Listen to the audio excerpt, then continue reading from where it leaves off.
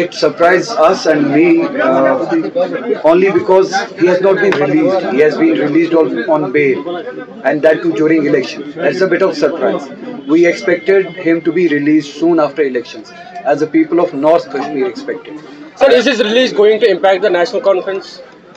National Conference has its own agenda. National Conference has its own fight, own narrative. If Engineer Rashid and his party, comes along and fights against the might of BJP, against the onslaught that we have faced, and fights back, pushes back without any compromises on any name or for any purpose, it should be an addition to the fight. It's not a challenge.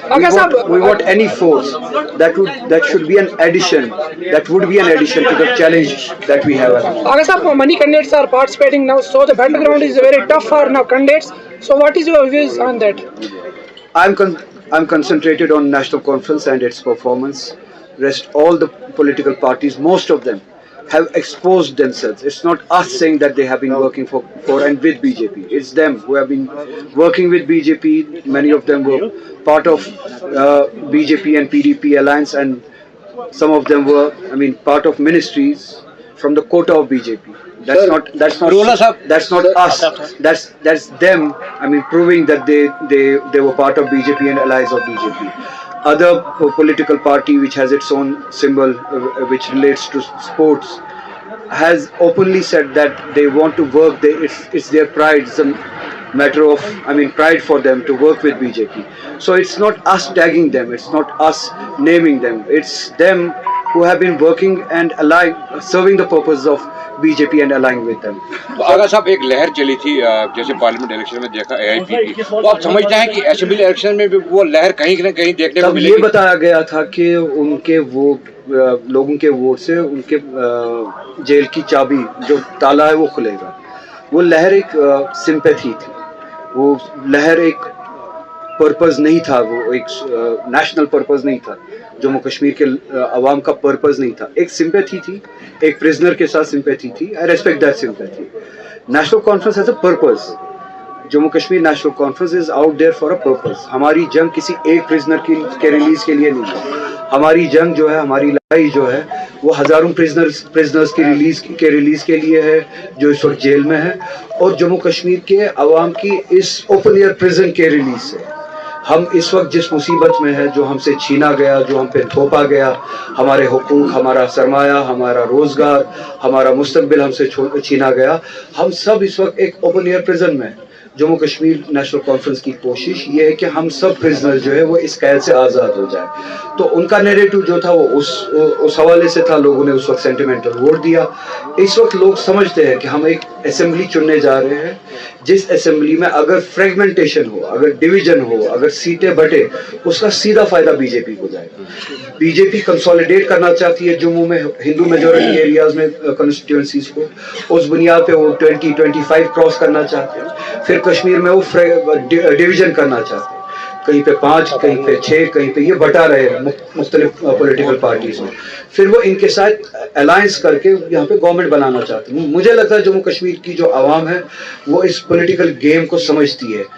इस वक्त गुंजाइश नहीं है fragmentation के लिए, division के लिए, और मुझे लगता है कश्मीर इस वक्त डिवीजन नहीं होने देगा.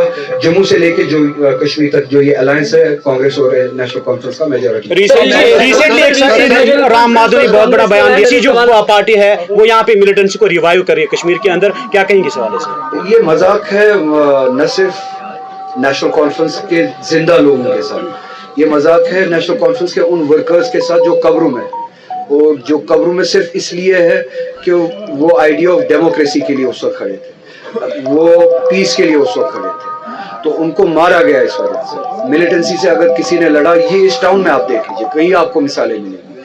अगर किसी ने मिलिटेंसी या वायलेंस से लड़ा और जमहूरियत के लिए खड़ा रहा, वो नेशनल कॉन्फ्रेंस थी और इसका वर्कर था. तो ये तोहमत नहीं है, बल्कि it's a humiliation to the sacrifices जो जम्मू कश्मीर ने दी है इस डेमोक्रेसी. काफी सारे सवाल उठे.